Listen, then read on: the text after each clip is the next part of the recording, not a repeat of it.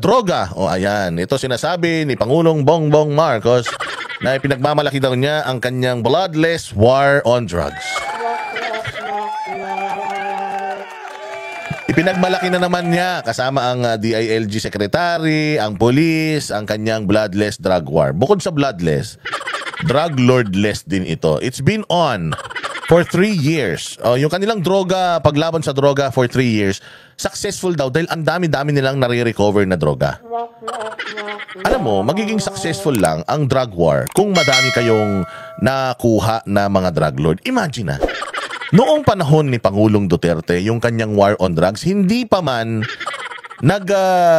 kumbaga hindi pa man nagsisimula by kampanya pa lang, sinasabi ni Pangulong Duterte yan, nangangampanya pa lang siya, sabi niya, if you destroy my country, if you destroy the lives of the children of the Philippines, I will kill you. Ganun siya. Kayong mga patatabain ko, yung mga janitor fish dyan, itatapon ko yung mga bangkay dyan, ganito. Nanalo siya. Natatandaan nyo merong isang rapist, manyakis. Nag-iinuman daw sila. Pag duwing nag-iinuman daw at nalalasing siya, talaga daw naghahanap siya ng hihipuan, ng mamanyakin niya. So, duguan pa nga itong mamang ito. So, nangmanyak siya ng babae. Nahuli siya.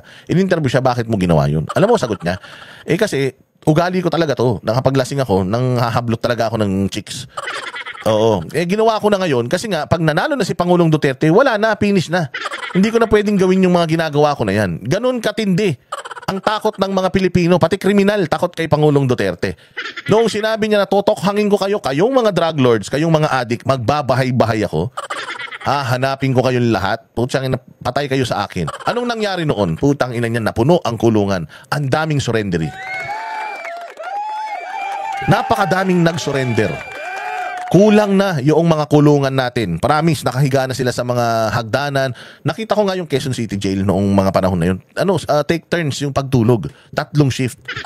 Oo, may matutulog ng umaga. Halimbawa, 8 to 5 may matutulog. Tapos 5 to 6, 7, 8, 9, 10, 11, 12. O 5 to 1. May ibang matutulog. Tapos 1 to 7. May iba ulit matutulog. So 3 shift yan. Sa sobrang dami ng tao, take turn sa pagtulog. Hindi kami pwede matulog nung wala sa oras mo. Ganun karami tao sa kulungan. Kasi nga, hindi nila kayang humiga ng yung iba nakatayo, yung iba nakahiga natutulog. Pag gising nila, tayo na sila. Yung iba naman nangihiga. Ganyan ang sistema. Sa sobrang dami ng lahat ng city jail sa buong Pilipinas na puno ng nag-surrender. Nag-surrender ito Ang daming buhay na nag-surrender. Tapos sinasabi nila 30,000 yung namatay sa war on drugs. Mga ulul. Putang ina nyo, pinagmamalaki nyo pa yung 30,000 nyo. Ko 43 lang yung sa ICC. Kung hindi ba kayo mga tanga, yung 30,000 na yan, kung totoo yan, isampan nyo na sa Pilipinas. Yung kaso na yan. Pero 30,000 yung namatay. Wala ni isang kaso si Pangulong Duterte. Wala ni isang kaso na isampa sa mga, sa mga pinagbibintangan nyo yan. Ulul. Hindi nyo kami maluloko. Hindi nyo maluloko mga Pilipino tungkol sa 30,000, mga kupal kayo. So ganyan ang nangyari noong panahon ni Pangulong Duterte. Nung sinabi niya, maglilinis ako sa hanin ng mga pulis. Bago ang lahat, taasan ko muna yung sahod nila. Pag taas ng sahod nila, wala na kayong karapatan at wala na kayong rason para kayo mangurakot, mangutong at gumawa ng kabulbalan. Ngayon, mag-ooperate ako sa mga pulis. Bukod sa mga pulis, maglilinis ako ng lansangan, lahat ng adik.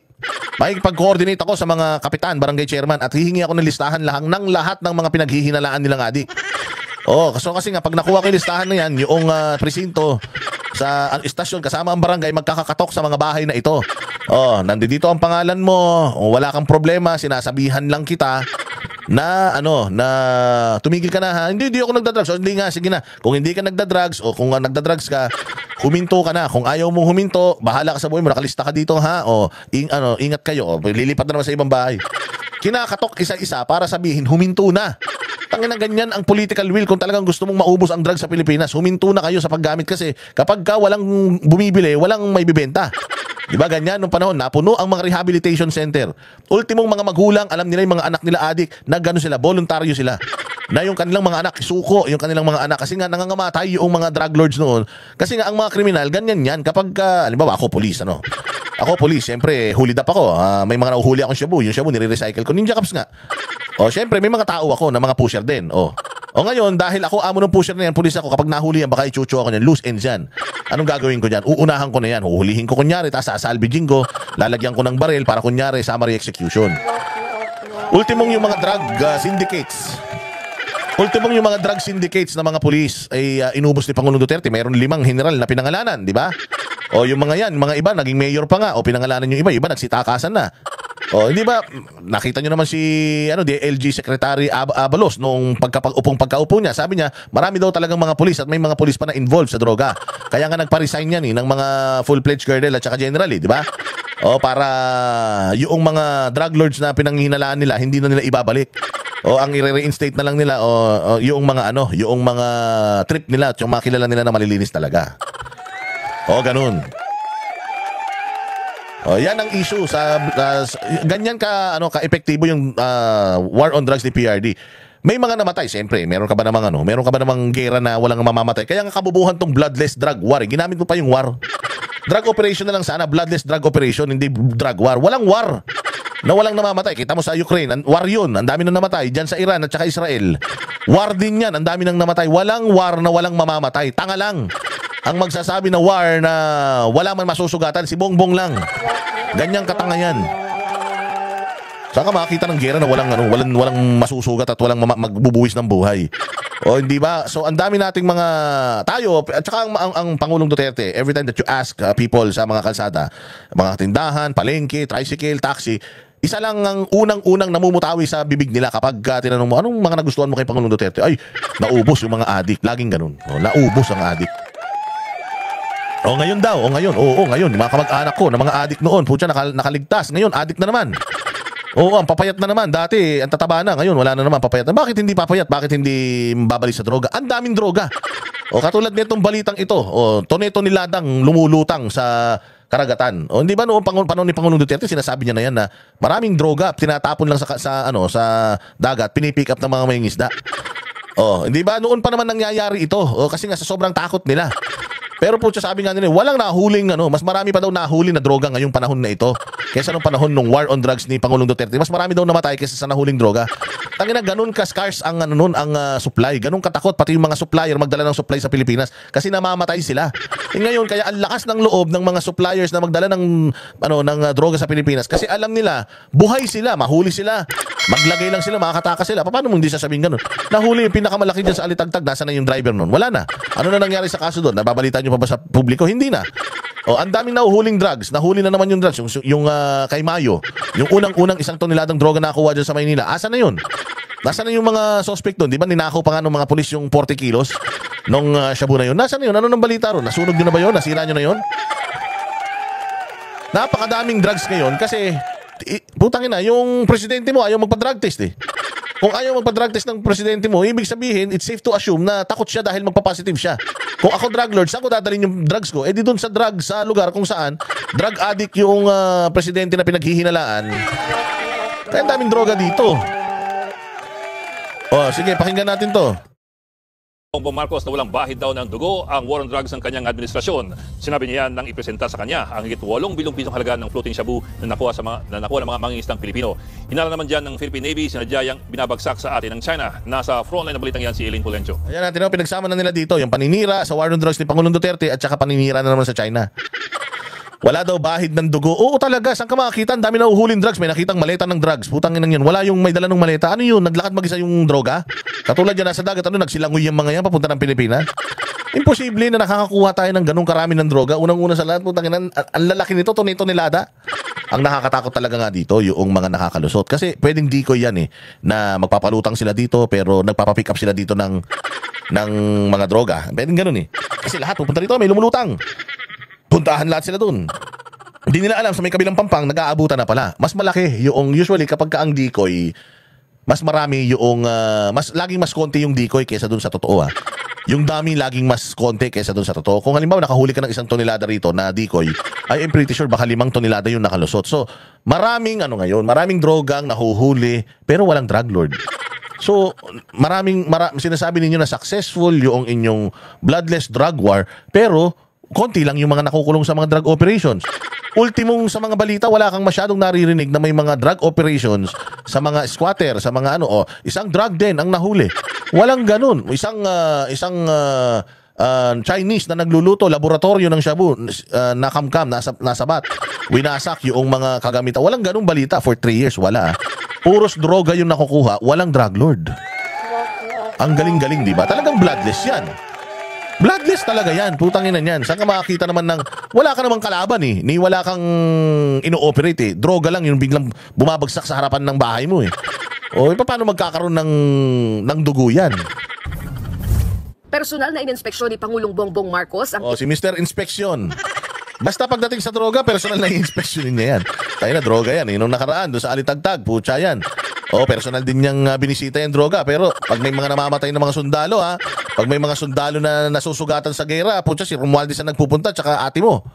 Ikaw, hindi ka makita. Pero pag droga, bilis-bilis. Pag droga, bilis-bilis, putya, nandudong ka agad, tinitignan ka agad, chinecheck ka agad. 8.87 billion pesos na halaga ng shabu na na-recover mula sa dagat malapit sa mga probinsya ng Zambales, Pangasinan, Cagayan at Ilocos Region. Iprinisenta ang mga ito sa tanggapan ng Philippine Drug Enforcement Agency sa Quezon City. Sabi ng PIDEA, ito na raw ang pinakamalaking drug haul sa bansa. Sa Oh, yan na naman pinakamalaki. Tapos mababawasan na naman. Ganyan din sinabi sa Alitagtag. Ito na ang pinakamalaki, 2 tonelada. Tangina, biglang nabawasan yung 2 tonelada, naging 800 kilos na lang. Style nyo, bulok. Lagi na lang, pinakamalaki. Tangina, ang dami nyo nang nakuhang droga. Wala tayong pinapalabas na sinusunog Sabi ko nga sa inyo, nakikita natin sinusunog yung mga vape. Bakit kaya? Research kayo. Sinong may-ari ng mga vape companies ngayon dito sa Pilipinas? loob lang ng 6 na buwan. Kasama ring ipinakitang higit 200 kilo ng iba pang uri ng illegal na droga na nagkakahalaga ng higit 600 milyong piso. Sa kanyang talumpati, pinagmalaki ng Pangulo ang aniyay resulta ng kanilang bloodless war on drugs. The new concept of the war against drugs is working, so we will continue down that vein. The new concept. Ano nga konsepto? Nakakakuha na walang drug lord. Bongbong, putang ina yan. Kahit makuha mo pa lahat ng droga sa buong mundo, kung wala kang nauhuling kriminal na nagpapakalat ng droga na yan, patuloy lang yan. Patuloy lang yung proliferation ng droga. Anong pinagsasasabi mo? Ilan yung nahuli nyo? Toni-tonelada? Imagine mo ilan yung nakakalusot. Kaya na balitang-balita ngayon na ang mura-mura ng shabu. Dati nung panahon ni Pangulong Duterte sa sobrang scarcity, hindi naman talaga na zero out, na ubos yung mga addict noon Pero grabe daw ang mahal ng shabu dahil walang supply. Ngayon oversupply, putangin lang yan. Dati, pagka nang sabat ka ng mga pusher sa kalsada, ang makukuha mo, gramo-gramo lang. Yung iba nga, piso-piso lang Minsan, 2 gramo, pinakamarami makukuha mo sa isang street pusher Ngayon, pag nanghuli ka ng pusher, putangin na meron silang dala kilo-kilo. Kilo-kilo kasi ibig sabihin, may oversupply sa Pilipinas. Madaming pumapasok sa Pilipinas. Ngayon, bakit pumapasok itong mga drogang ito galing sa abroad? Unang-una sa lahat, alam nila hindi delikado magdroga sa Pilipinas. Saan ka naman makakita? Sabihin ng Presidente, yung hair follicle test request ng mga kababayang Pilipino, hindi yan konektado sa public offices, public trust. Sasabihin ng PNP chief na yung shabu kasi hindi naman yan hindi naman lahat ng gumagamit user talaga or addict. Yung iba dyan, ginagamit nila yan pampahaba ng buhay. Hindi ba ganun ang ganun ang marketing natin sa droga ngayon? Dina-downplay natin yung masamang epekto ng droga. Kung gaano i-highlight ni Pangulong Duterte nung panahon niya, ngayong panahon ni Bongbong, nino-normalize nila yung paggamit ng droga. O magtataka pa kayo na tonelada yung pumapasok dito. Di ba? Kaya tonelada yung pumapasok dito kasi yung mga drug lords, alam nila, putang ina, napakakurap ng gobyerno ngayon na kung mauhulihan ka ng ganyang kalaki, sigurado ako, kung kayang mag-produce yan ng ganyang karaming droga, kayang magbayad ng mga politiko niya. Kasi ito lang talaga ang pagtatakahan mo. Nahuli mo itong mga ito, nalaman mo itong mga ito na palutang-lutang dyan sa dagat, pero hindi mo alam kung sino yung nagpalutang niyan dyan sa dagat. Nahuli mo sa isang warehouse na tinatago ang kabang-kaban ng mga shabu o droga. Ultimong yung may-ari ng warehouse, pwede mo nang questionin Pero wala kayong nahuhuli ng mga addict, kriminal. Wala kayong drug lord na nahuhuli. Lagi niyo sinasabi na ang target natin yung mga drug lord, ang target natin yung mga malalaki. Ilang malaking drug lord na sir ang ipinresenta nyo sa publiko? Kasi nung panahon ni Pangulong Duterte, halos linggo-linggo may pinipresenta siya na pusher, nahuhulihan nila ng droga. Ikaw, ilan na yung ipinresenta mo? Puro shabu yung pinipresenta mo, puro ka inspect, pero wala kang nahuhuli. Kasama mo pa naman si General Huli. Ayan, si General Torre, lahat hinuhuli. Bakit hindi mahuli?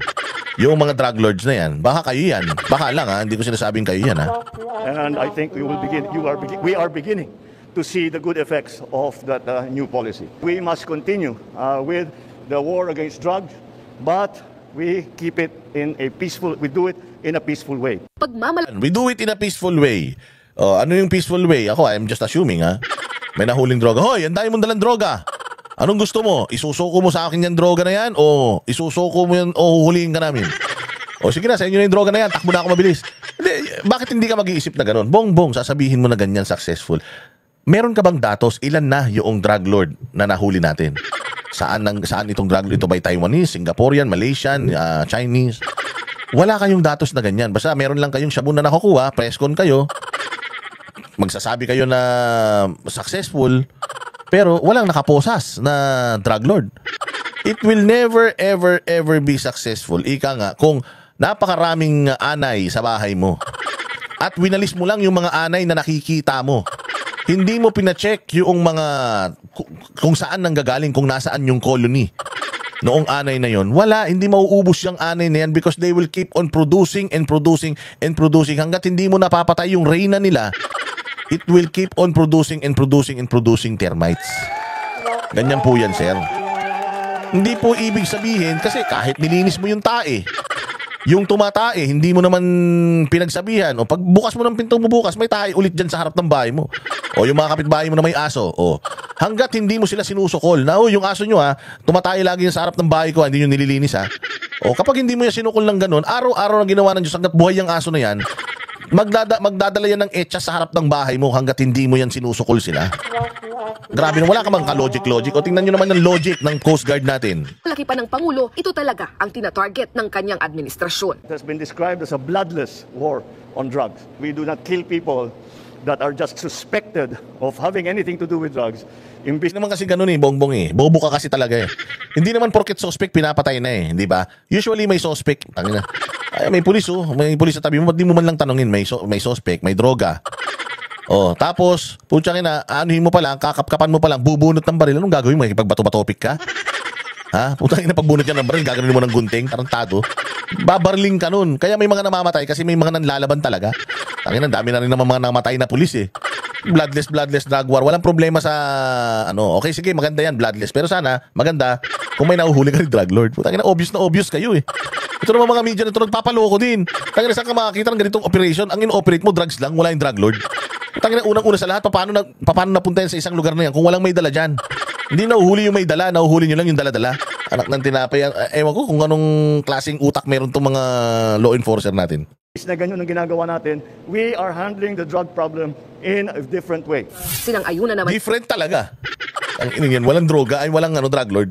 ito ng PIDEA. I say with much confidence na noon, mas maraming namamatay pero kukunti yung nakukuhang volume ng droga. Oo, kasi nga walang supply. Dahil napigilan nila yung supply. Di ba ngayon, mantakin mo, marami kayong nauhuli. So, mas okay sa inyo ngayon yung mas maraming nauhuling drugs kaysa sa drug lord. Noong panahon ni Duterte, konti yung nauhuli dahil sa sobrang liit ng supply dahil inubos nila. Ang unang sinira ng PNP yung mga laboratorio. Wala nang laboratorio noon na niluluto sa Pilipinas ng mga shabu. Ang shabu noon nanggagaling na sa ibang bansa, hindi natin mapipigilan yun. Pero nai-stop pa rin ng border security natin yung mga droga na yan. Kaya walang nauhuli dahil wala nang nagbabalak.